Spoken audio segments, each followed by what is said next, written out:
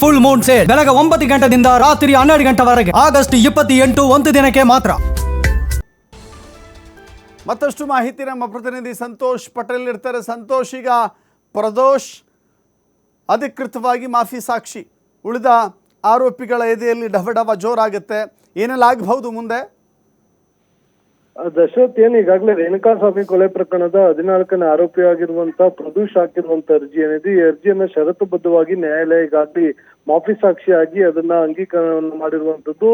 ಇಡೀ ಪ್ರಕರಣ ಮುಗಿಯುವ ತನಕ ಏನಿದೆ, ಪ್ರಕರಣದಲ್ಲಿ ಆರೋಪಿತ ಜೈಲಿನಲ್ಲೇ ಇರಬೇಕಾಗುತ್ತೆ. ಅದರ ಜೊತೆಗೆ ಆತ ಅದೇ ಜೈಲಿನಲ್ಲಿ ಏನಾದ್ರು ಅವನಿಗೆ ಗೊತ್ತಿರುವ ಎಲ್ಲಾ ವಿಚಾರಗಳನ್ನು ಕೂಡ ನ್ಯಾಯಾಲಯದ ಮುಂದೆ ಹೇಳಬೇಕಾಗುತ್ತೆ. ಒಂದು ವೇಳೆ ಹೇಳದೆ ಹೋದ್ರೆ ಆತನ ಮತ್ತೆ ಆರೋಪಿ ಅಂತೇಳಿ ಪರಿಗಣಿಸಿ ಅಲ್ಲೇ ಕೂಡ ಮುಂದುವರಿಸಬೇಕಾಗುತ್ತೆ ಅಂತೇಳಿ ಸ್ಪಷ್ಟವಾಗಿ ಈಗಾಗಲೇ ನ್ಯಾಯಾಲಯ ಆದೇಶವನ್ನು ಮಾಡಿರುವಂತದ್ದು. CCH 59 ಸೆಷನ್ಸ್ ಕೋರ್ಟ್ ಏನಿದೆ, ಸೊ ಆ ನ್ಯಾಯಾಲಯದಿಂದ ಆದೇಶ ಹೊರಬಿದ್ದಿದೆ. ಈ ಮುಖಾಂತರ ಈ ಉಳಿದ 16 ಜನ ಆರೋಪಿಗಳು ಕೂಡ ಪ್ರದೋಷ್ ಕಂಟಕ ಆಗುವ ಎಲ್ಲಾ ಸಾಧ್ಯತೆಗಳಿರುವಂತದ್ದು. ಏನು ದರ್ಶನ್ಗೆ ಆತ್ಮೀಯ ಸ್ನೇಹಿತ ಕೂಡ ಈತ ಆಗಿದ್ದ ಪ್ರದೋಷ್, ಈಗ ಈತ ನುಡಿಯುವಂತ ಸಾಕ್ಷಿ ಏನಿದೆ, ಈ ಸಾಕ್ಷಿಯಿಂದ ಉಳಿದ ಆರೋಪಿಗಳಿಗೆ ಕಾನೂನು ಕುಣಿಕೆ ಮತ್ತಷ್ಟು ಬಿಗಿಯಾಗುವ ಎಲ್ಲಾ ಸಾಧ್ಯತೆಗಳು ಇರುವಂತದ್ದು. ಈಗಾಗಲೇ ಪೊಲೀಸರು ಕಲೆ ಹಾಕಿದಂತ ಸಾಕ್ಷ್ಯಾಧಾರಗಳ ಜೊತೆಗೆ ಮತ್ತೊಂದು ಬಲವಾದ ಸಾಕ್ಷಿ ಇದಾಗುತ್ತೆ. ಯಾಕಂತ ಹೇಳಿದ್ರೆ ಇಡೀ ಪ್ರಕರಣದ ಆಗು ಹೋಗುಗಳು ಪ್ರತ್ಯಕ್ಷವಾಗಿ ಪರೋಕ್ಷವಾಗಿ ನೋಡಿರುವಂತದ್ದು ಪ್ರದೋಷ್. ಹೀಗಾಗಿ ಈತ ಹೇಳುವಂತ ಸಾಕ್ಷಿ ಏನಿದೆ,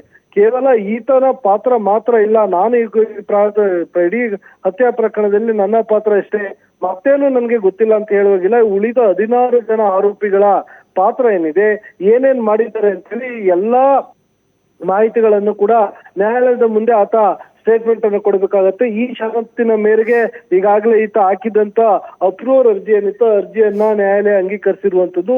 ಈ ಮುಖಾಂತರ ರೇಣುಕಾಸ್ವಾಮಿ ಹತ್ಯೆ ಪ್ರಕರಣಕ್ಕೆ ಮತ್ತಷ್ಟು ದೊಡ್ಡ ಮಟ್ಟದ ಏನು ಟ್ವಿಸ್ಟ್ ಸಿಕ್ಕಿದೆ ಅಂತ ಹೇಳಿದ್ರೆ ತಪ್ಪಾಗ್ಲಿಕ್ಕಿಲ್ಲ. ಉಳಿದ ಆರೋಪಿಗಳಿಗೆ ದರ್ಶನ್ ಸೇರಿದಂತೆ ಇನ್ನುಳಿದ ಆರೋಪಿಗಳು ಕೂಡ ಈಗಾಗಲೇ ಸಾಕಷ್ಟು ಟೆನ್ಷನ್ ಶುರುವಾಗಿರುವಂತದ್ದು. ಜೈಲಿನಲ್ಲೇ ಏನಾಗುತ್ತೆ, ಬಹುತೇಕವಾಗಿ ಇವತ್ತು ಅರ್ಜಿ ವಜಾ ಆಗುತ್ತೆ ಅನ್ನೋ ಒಂದು ಸಾಧ್ಯ ನಿರೀಕ್ಷೆಯನ್ನು ಅವ್ರು ಇಟ್ಕೊಂಡಿದ್ರು. ಆದ್ರೆ ಅದಕ್ಕೆ ವಿರುದ್ಧವಾಗಿ ಇವತ್ತು ಈತ ನೀಡಿದಂತ ಸಾಕ್ಷಿ ಏನಿದೆ, ಅಪ್ರೂವಲ್ ಸಾಕ್ಷಿ, ಅದನ್ನ ಅಂಗೀಕಾರ ಮಾಡ್ಕೊಂಡಿರುವಂತದ್ದು. ಹೀಗಾಗಿ ರೇಣುಕಾಸ್ವಾಮಿ ಹತ್ಯೆ ಪ್ರಕರಣದಲ್ಲಿ ಒಂದು ದೊಡ್ಡ ಮಟ್ಟದಲ್ಲಿ ಪೊಲೀಸರಿಗೆ ಮುನ್ನಡೆ ಆಗಿದೆ ಅಂತ ಹೇಳಿದ್ರು ತಪ್ಪಾಗ್ಲಿಕ್ಕಿಲ್ಲ. ಈ ಹಿಂದೆ ಏನು ಪ್ರಾಸಿಕ್ಯೂಷನ್ ಟ್ರಯಲ್ ಮಾಡುವಂತ ಸಂದರ್ಭದಲ್ಲಿ ರೇಣುಕಾಸ್ವಾಮಿಯ ತಾಯಿ ಹಾಸ್ಟೆಲ್ ವಿಟ್ನೆಸ್ ಮಾದರಿ ಆಗಿತ್ತು. ಹೀಗಾಗಿ ಎಲ್ಲೋ ಒಂದ್ ಕಡೆ ಪೊಲೀಸರಿಗೆ ಇದು ದೊಡ್ಡ ತಲೆನಾಗುವಂತ ರೀತಿ ಮತ್ತೆ ಹಿನ್ನಡೆ ಆಗಿತ್ತು.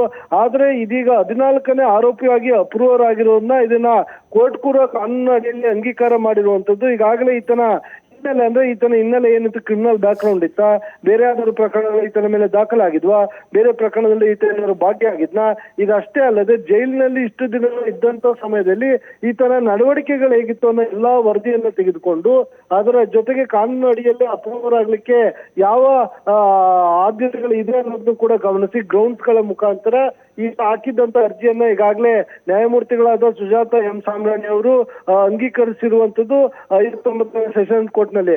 ಒಟ್ಟಾರೆಯಾಗಿ ಇಡೀ ಪ್ರಕರಣದಲ್ಲಿ ಉಳಿದ 16 ಜನ ಆರೋಪಿಗಳಿಗೆ ಈಗ ಮತ್ತೆ ಶುರುವಾಗಿರುವಂತದ್ದು.